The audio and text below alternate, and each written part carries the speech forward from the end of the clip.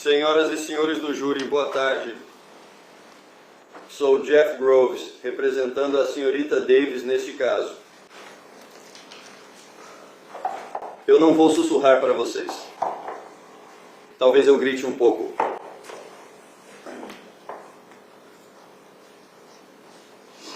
Mas eu quero que todos ouçam o que eu tenho a dizer sobre isso. Tudo bem? Primeiramente, senhorita Davis, obrigado por seu serviço.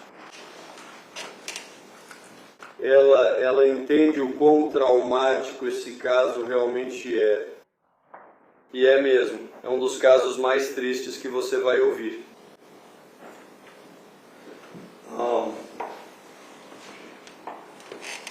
Eu vou conversar com vocês por um tempo e o Sr. Duane pode voltar aqui. E eu não vou ter outra chance de dizer mais nada para vocês. É só isso da minha parte.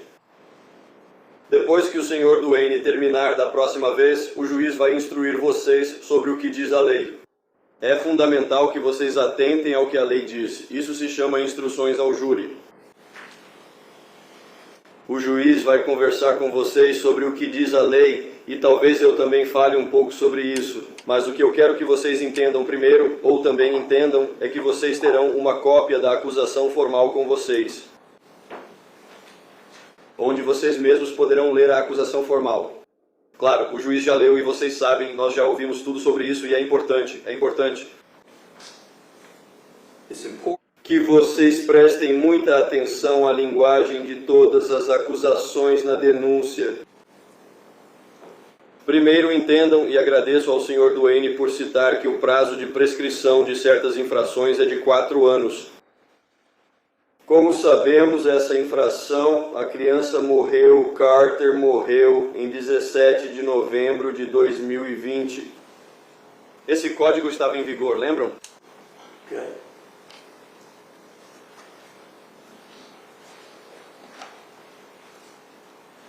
Nesse caso, o grande júri do condado de Houston apresentou a denúncia em 18 de outubro de 2023, quase 3 anos depois. E claro, o Estado vai dizer, nós apresentamos essa denúncia, ela foi apresentada dentro de 4 anos. Certo? Mas pense sobre isso. 3 anos depois. Aqui estamos em julho de 2026, o caso finalmente vai a julgamento. E você tem que pensar por quê. Certo?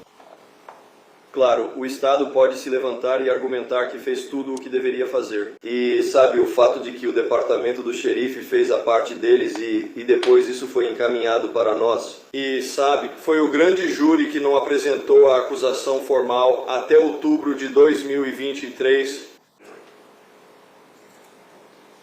Mas de qualquer forma, a cronologia é sempre importante em tudo na vida. Certo. E em tudo o que fazemos. E como eu disse, você precisa estar ciente do fato de que aqui estamos, cerca de 6 anos depois que a criança morreu, e esse caso está indo a julgamento. Certo? Agora,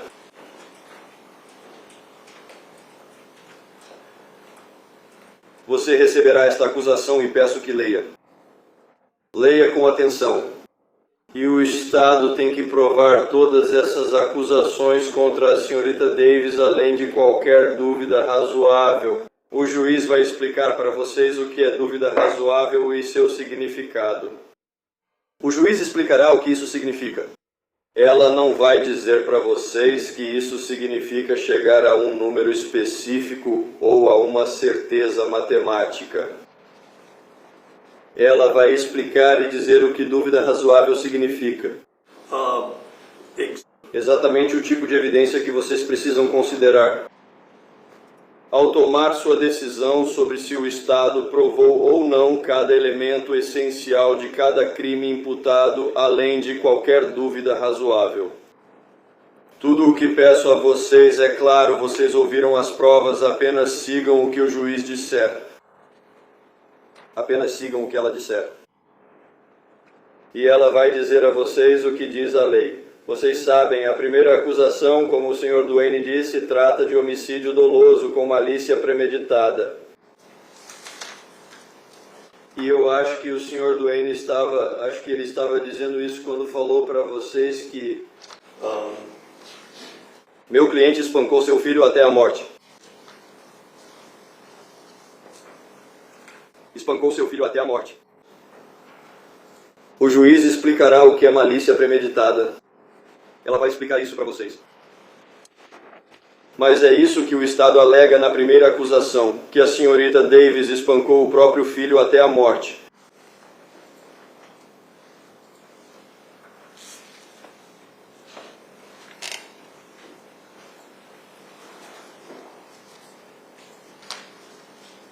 E, claro, o Estado já disse que não tem nenhuma testemunha ocular ou qualquer prova factual ou prova direta desse tipo, que é tudo circunstancial. E o juiz vai explicar para vocês a diferença entre prova direta e circunstancial e o que pode ser usado. Nós entendemos isso. Mas o ônus é do governo de provar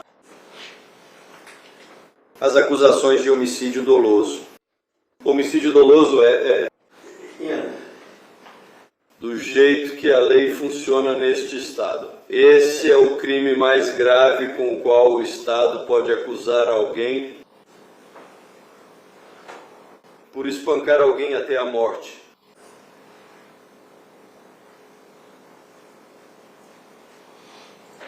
Quero dizer, você vê homicídio doloso em casos de pessoas baleadas ou espancadas com arma. Ou, sabe, e o Estado diz que não tem, nenhuma teoria sobre que tipo de arma foi usada. Não que eles precisem, mas eles não têm isso. Então, quero dizer, você já viu a senhorita Davis no julgamento esta semana e você a viu testemunhando. E eles estão dizendo que ou ela fez isso de forma intencional e premeditada, e eles também acusaram Keon Benton da mesma coisa. Ele não está aqui. Ele não está aqui.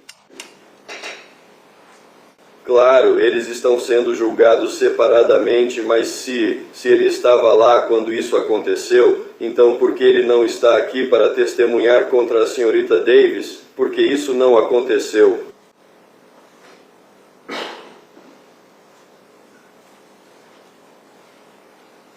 Homicídio doloso. O tipo mais grave de homicídio que existe, sabe do que estou falando? Você sabe, as acusações 2 e 3 são de homicídio decorrente da prática de outro crime, com crime subjacente de crueldade contra crianças em primeiro grau. E a acusação 4 é de homicídio decorrente da prática de outro crime, tendo como subjacente a acusação 5, agressão agravada.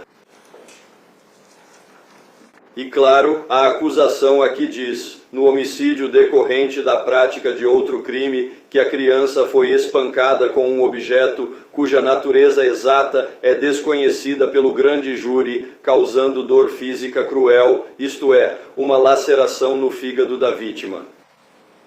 Bem,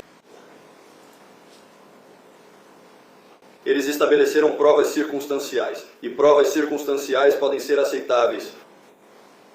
Não neste caso. A acusação de agressão agravada é baseada em provas circunstanciais de que a criança foi atingida por um objeto desconhecido pelo grande júri, certo?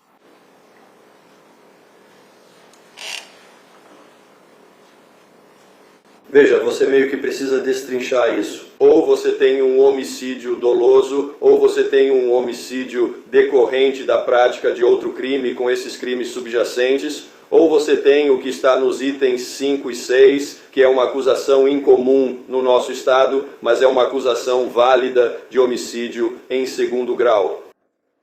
E sabe, você vai precisar ler a acusação formal sobre esse caso.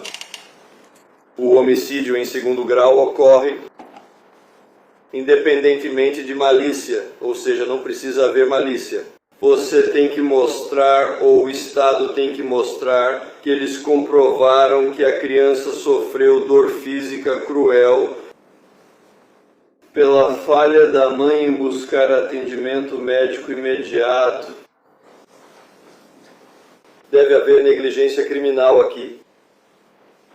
negligência criminal. Em outras palavras, quero dizer, o Estado falou algo sobre descaso temerário ou não apenas a omissão, mas a intenção de agir dessa forma. E eu afirmo a vocês, senhoras e senhores do júri, que eles não fizeram isso. Eles não fizeram isso. Estou dizendo, a senhorita Davis é inocente. Agora, mais uma vez, o ônus da prova é sempre da acusação para provar essas acusações, todas essas acusações, além de qualquer dúvida razoável. Não vou fazer isso, e não sei o que o Sr. Duane fará, pois ele fala depois de mim. É assim que funciona. Mas vocês ouviram as provas do caso. Como as coisas são, um julgamento de homicídio de 3 dias não é tanto tempo. O importante é o que vocês absorvem e percebem do depoimento das testemunhas. Certo? Você ouviu? Bem, deixa eu mencionar isso. As linhas do tempo são importantes, como mencionei antes. Senhorita Davis e Sr. Ambrose, juntos conceberam essa criança, e essa criança nasceu, como falamos, em 14 de janeiro de 2018. Então, 9 meses antes do nascimento da criança, a senhorita Davis ficou grávida do filho do Sr. Ambrose, certo? E durante esse tempo, eles foram morar juntos em um apartamento no Sandpiper Apartments em Warner Robins, certo? O Ambrose estava trabalhando no corpo de bombeiros como bombeiro no serviço de emergência médica. Quero dizer, ele estava fazendo isso. E você ouviu a senhorita Davis testemunhar que estava? Quero dizer, ela estava fazendo aulas. E ela tinha trabalhado um pouco na FedEx e depois trabalhou em um lugar em Macon, um consultório de dermatologia.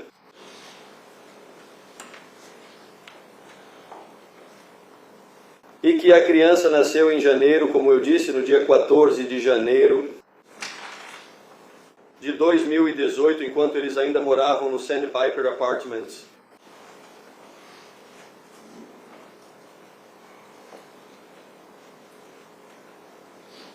Que eles continuaram morando lá e você ouviu o testemunho da senhora Davis, que, quero dizer, não acho que estou sendo pejorativo ao dizer que a criança era um pouco doentia, certo? Quero dizer, algo que dissemos sobre ser doentio, e o Estado quer criticar a senhora Davis porque ela chamou a filha de chorona. Quero dizer, sabe, e daí?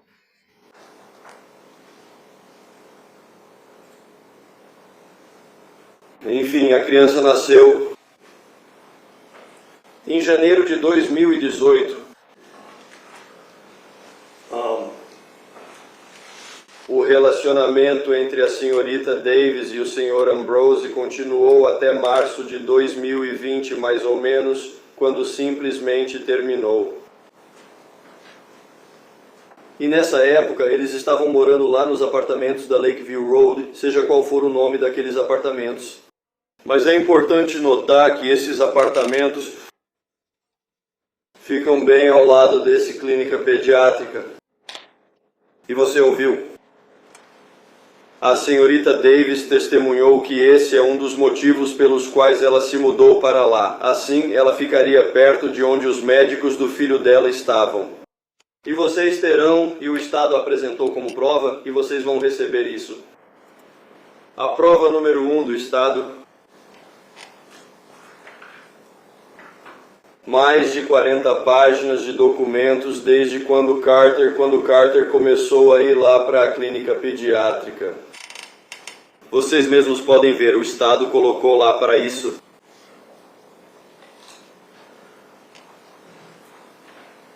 Quero dizer, a senhorita Davis não está sendo falsa ou desonesta com vocês ao dizer que ela estava lá no consultório do médico com bastante frequência. Ela estava preocupada com seu filho. Tudo bem? Quero dizer, todas essas vezes em que ela levou o filho ao médico. E o Estado quer vir aqui e dizer que ela agiu com imprudência e com desprezo deliberado pela vida do próprio filho. Isso não faz nenhum sentido, pessoal. Não faz sentido nenhum.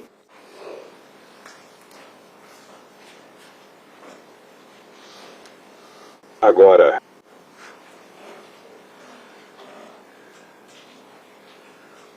uma coisa que também é importante entender é que a senhorita Davis está criando essa criança como mãe solteira. Você ouviu alguns depoimentos de que na maior parte do tempo, ela e o pai, o Sr. Ambrose, se davam bem, concordaram com o valor da pensão alimentícia a ser paga e que ele estava pagando. E então, em algum momento, a decisão foi tomada em outubro, certo?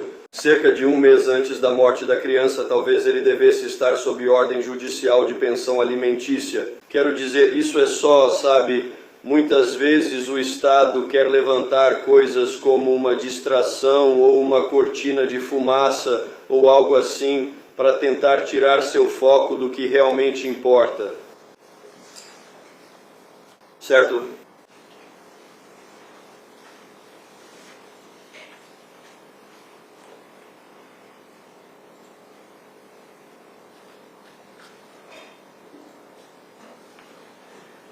Sabe, e você pode interpretar como quiser qualquer tipo de problema que a senhorita Davis e o Sr. Ambrose estavam tendo um com o outro, sabe, um dia mais ou menos antes de a criança morrer. Você pode fazer o que quiser com isso, certo?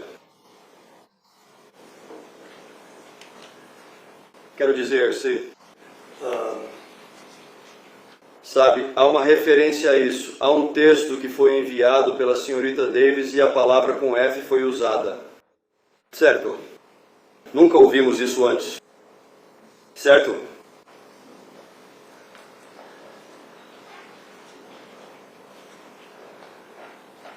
Quero dizer, acho que isso faz da senhorita Davis a pior pessoa do mundo para usar a palavra com F em uma comunicação com o pai da criança.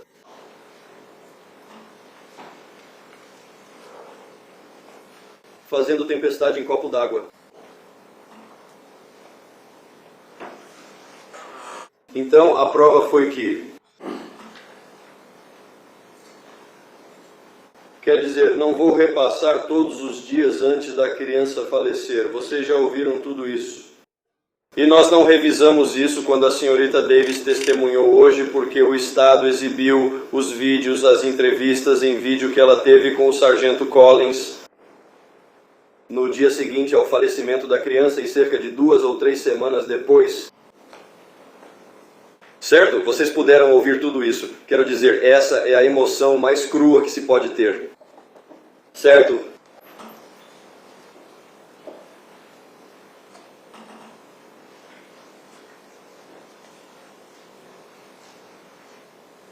E eu acho que o Estado vai dizer que ela estava apenas fingindo ou inventando, que ela não se importava com o filho, e, portanto, a indiferença ou a negligência criminosa, levando pelo menos ao homicídio em 2º grau. Pessoal, isso cabe a vocês decidirem, não a mim, não ao que o Sr. Duane disse. Vejam, o que eu digo não é prova. O que ele diz não é prova. Vocês têm que decidir os fatos e a verdade. Nunca saberemos qual é a verdade. Ninguém saberá qual é a verdade.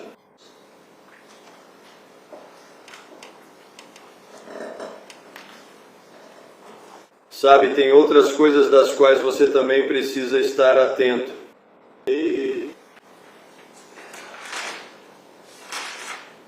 Eu agradeço a atenção. Sabe, o conjunto de fatos neste caso é simplesmente diferente. Isso. Quero dizer, você ouviu que a senhorita Davis, no trabalho dela, trabalhava para o Central Georgia Technical College e ela era designada ou enviada para diferentes escolas de ensino médio na região para ajudá-los com as aulas de ciência da computação. Certo? Você ouviu o depoimento dela dizendo que recebeu o diploma de bacharel pela Mercer e também mestrado. Certo.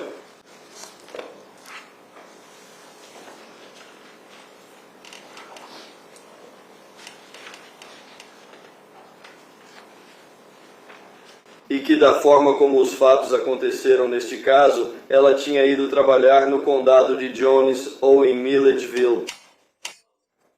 Naquela terça-feira fatídica. Ela tentou contato com o Sr. Benton, conseguiu falar com ele e fizeram uma chamada de vídeo. Vocês já ouviram isso, não faz sentido repetir. Então, o Sr. Benton colocou a criança no carro e dirigiu por 2 ou 3 minutos até a clínica pediátrica para uma emergência como essa. E basicamente o tempo todo a Sra. Davis estava ao telefone com o Sr. Benton e ela até ouviu parte da conversa quando ele chegou ao local pediátrico. Eu não sei se foi a Sra. Led, a Sra. Baker ou a Sra. Getty, seja quem for, que a Sra. Davis percebeu que havia um problema e que ela precisava voltar. Certo? E eu agradeço a todas as pessoas da equipe de pediatria por terem vindo depor e contar a vocês o que ouviram ou o que fizeram. Sabia, agradeço por isso. E, ao que parece, fizeram o possível para tentar salvar a vida da criança. Tudo bem? Mas em algum momento, os médicos lá, o Dr. Ford ou quem quer que fosse, perceberam que não conseguiriam. Então eles precisaram chamar outra pessoa, ligar para o 911 e conseguir ajuda. E você sabe, você ouviu o resto.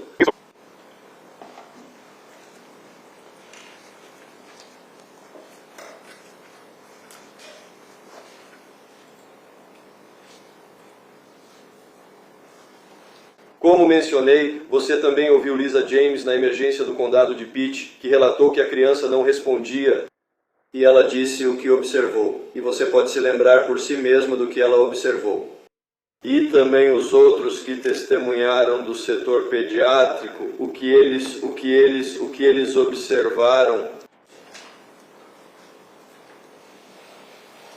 Mas mais uma vez vocês terão todos os documentos do local de muito tempo atrás. Quando a criança começou a precisar de tratamento médico. Tudo bem? Não.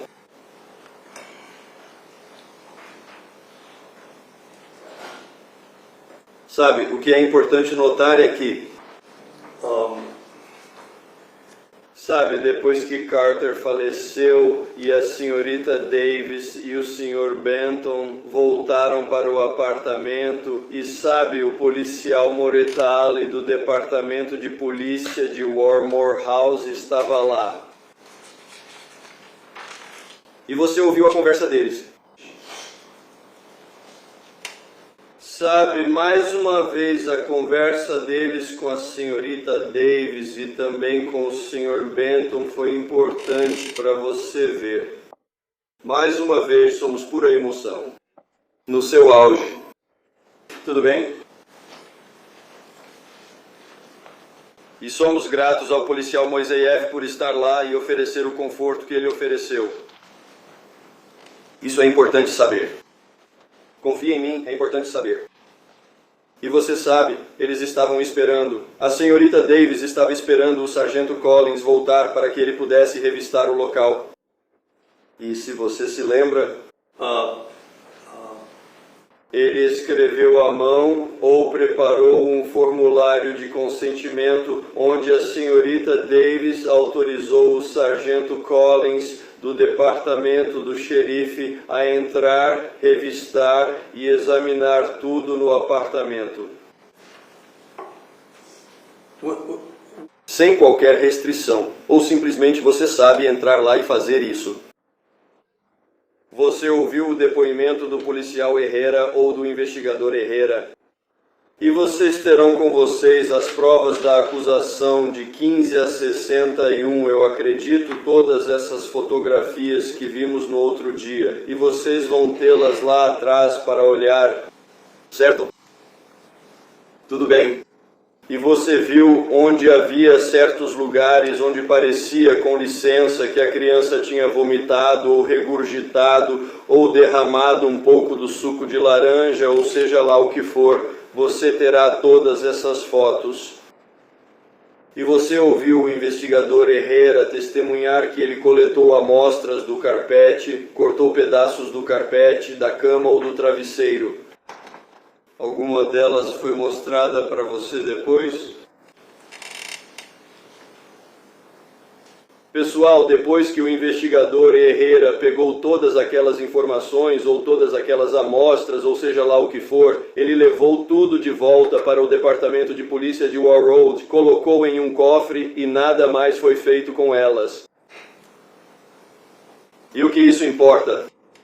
Bem, quero dizer, se você, como autoridade policial, está investigando um caso e recebe um monte de coisas para analisar, para ver se há ou não sangue ali, ou se realmente existe, quero dizer, para determinar o que você encontra e então fazer algo com isso.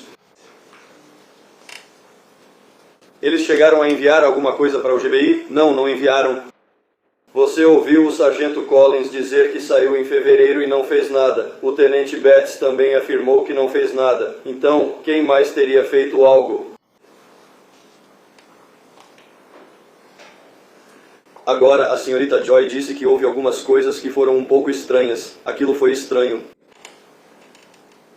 Você passa por todo esse trabalho, 2, 3, 4 horas, seja quanto tempo for, o investigador Herrera esteve lá e coletou todas essas coisas e depois não fez nada com isso.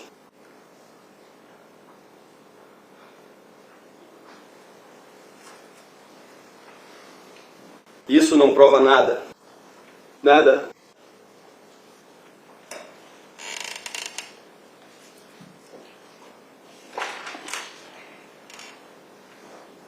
Não prova nada. Vocês sabem, e como eu digo, pessoal, vocês podem olhar essas fotos, e claro que são apenas cópias, e vocês viram uma de um ângulo, outra de outro, e uma que tinha algo como uma régua de medição ou algo assim. Descubra se isso tem algum significado ou é apenas perda de tempo.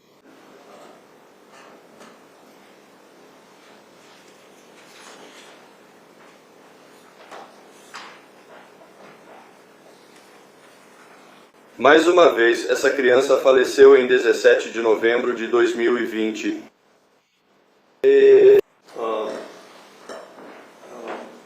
Em 1 ou 2 dias, o Dr. Brown, que trabalha meio período, mora em Ohio e vem periodicamente para cá fazer autópsias, fez a autópsia e apresentou um relatório, e ele testemunhou sobre o relatório dele, certo? E que o Dr. Eisenstadt, que era o superior dele naquele departamento, acho que ele foi chamado porque houve um atraso tão grande na conclusão do relatório que ele acabou se envolvendo. E você ouviu tudo sobre a reunião no Zoom que o Dr. Eisenstadt e o Dr. Os outros médicos, o escritório do promotor e o departamento do xerife participaram e chegaram à conclusão de que isso é um homicídio. E esse laudo foi emitido 10, 11 meses depois. Durante todo esse tempo, o depoimento da senhorita Davis era de que ela ligava para o departamento do xerife tentando descobrir o que estava acontecendo com a morte do filho dela. Nada além do silêncio. Ela só recebeu silêncio. E você sabe, em algum momento o médico terminou o relatório da autópsia depois que houve uma revisão por pares feita pelo Dr. Eisenstadt. E em poucos dias eles terminaram o relatório. Cerca de 6 semanas depois, enviaram ao escritório do xerife onde o tenente Meadows já estava trabalhando no arquivo. Certo? Então, quero dizer, realmente nada mais estava sendo feito sobre isso. E o tenente Meadows liga para a senhorita Davis. Você sabe, ela está lá no condado de Gwinnett dando aulas na Peachtree Ridge High School e ele diz, você pode vir aqui, temos outras informações para te passar. E claro, eles revisam tudo isso. E você viu o vídeo. E claro, a senhorita Davis questionou o que aconteceu com o filho dela, pediu uma cópia disso. O tenente Meadows deu para ela? Não. O que ele esconde? Me dê isso. Quero dizer, qual é o problema de pegar o relatório, tirar uma cópia e entregar para a senhorita Davis?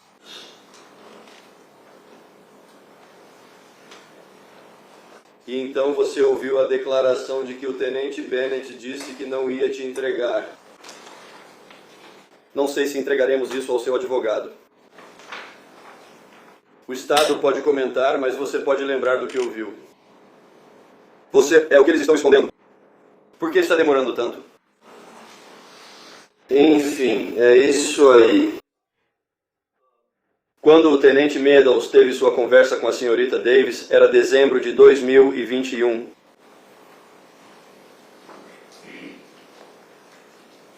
Acredito que o tenente Meadows encaminha tudo ao escritório do promotor e o caso fica lá por 2 anos até ser formalmente acusado pelo grande júri. E o Estado pode dizer,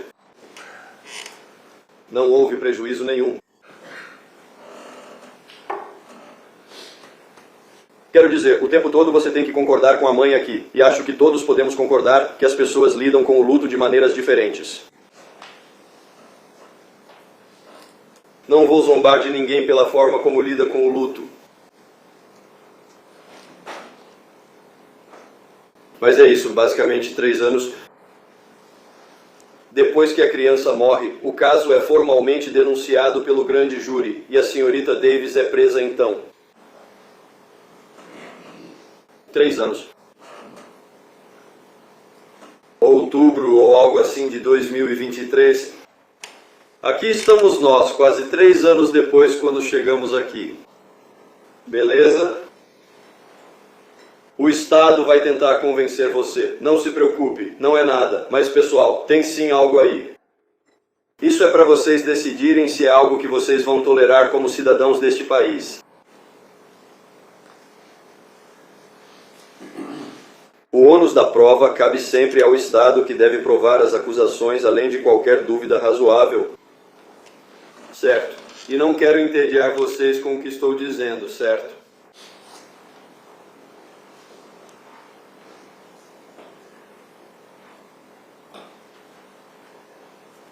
Sabe, tem o jeito que eu diria. Se tem mosca em alguma coisa, então tem um problema, certo? E aqui está cheio de moscas.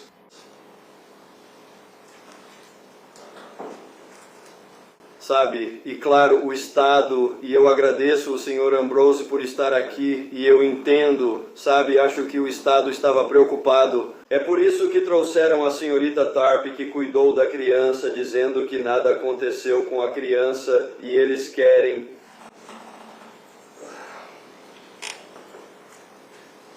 Sabe, o Dr. Eisenstadt e outros médicos dizem que a morte ocorreu entre 24 e 72 horas após o ataque ou a surra na criança. Como podemos saber?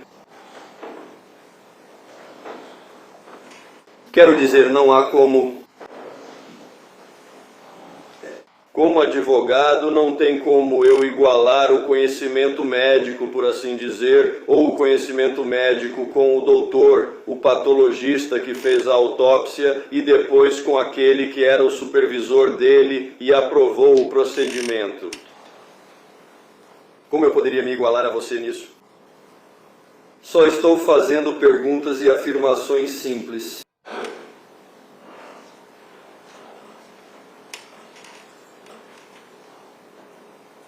O Estado, ao tentar provar seu caso, sempre busca criar divisão. Sabe, é por isso que eles trouxeram tudo isso à tona, quero dizer, sabe, o que é...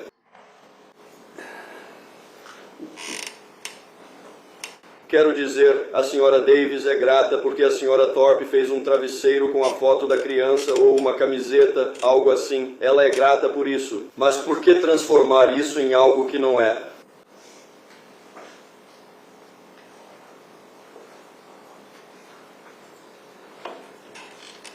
Pessoal, nós nunca, jamais saberemos o que aconteceu. Nunca saberemos. E eu já estou quase terminando. Deixe-me só dizer isso. Claro, o Sr. Kennedy entrou. Esse é o avô da senhorita Davis. Gente boa, um cara legal. Gente boa, um cara legal. O Sr. Davis mora com ele. Ela, quer dizer, ele está acolhendo ela.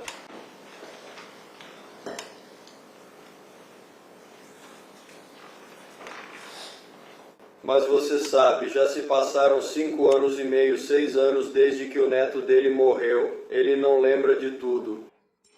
Quero dizer, pessoal, ele é um cara legal, mas... Fico feliz por ele ter estado aqui. Sabe, mais uma vez, depois de tudo isso, vocês ouviram os policiais neste caso e vocês podem tirar as conclusões que quiserem para determinar a culpa ou inocência da senhorita Davis. Quero dizer, vocês sabem, nós entendemos o que Heath Collins tinha a dizer. Ele assumiu o caso e trabalhou nele com dedicação por cerca de 2 ou 3 meses, depois saiu. E eu lhes digo, o caso simplesmente ficou parado lá.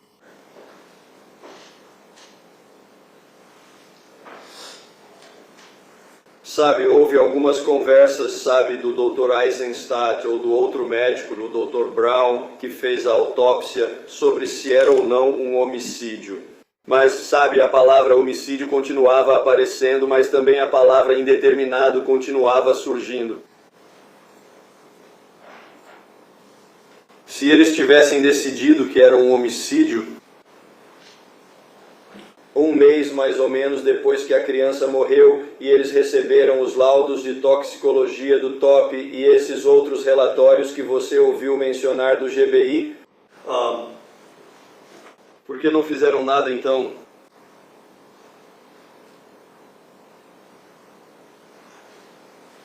Sabe, o sargento Collins sai, o tenente Meadows assume e realmente nada é feito até que o departamento do xerife diz que está esperando o relatório final da autópsia.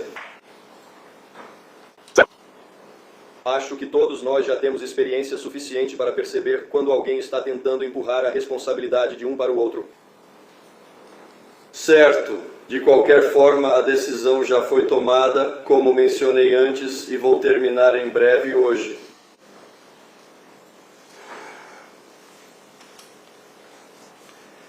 O tenente Meadows chama a senhorita Davis em seu escritório em dezembro de 2021, e naquele momento ele determina que ela é uma suspeita. Sabe, Mas ele toma o depoimento dela, não lê os direitos de Miranda nem nada, porque ela não está sob custódia. Esse é o ponto-chave aí. Ela não está sob custódia. Mas ela é uma suspeita na cabeça dele, só que ele simplesmente segue em frente e tenta esclarecer algumas dúvidas que ele pode ter das entrevistas anteriores que ela teve com o sargento Collins. E então, por quase mais 2 anos, nada mais é feito sobre isso. Durante todo esse tempo, a senhorita Davis está lá no condado de Gwinnett dando aulas na Peachtree High School e depois ela mencionou a outra escola que ela ajudou a inaugurar, uma escola novinha lá no condado de Gwinnett, com ciência da computação. E então, no momento em que eles aprendem, quero dizer, ela está desempregada. Quero dizer, ela não consegue mais trabalhar. Depois que ela é acusada disso, ela fica desempregada.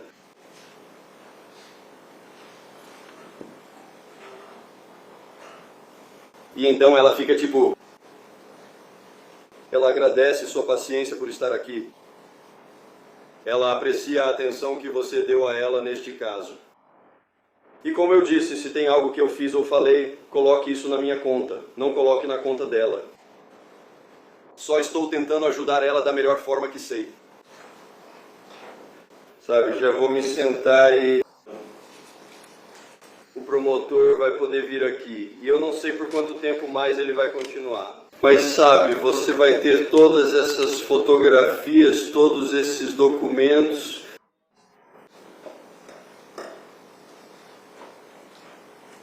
E você tem que decidir por si mesmo se o Estado da Geórgia, se desincumbiu do ônus de provar essas acusações contra meu cliente.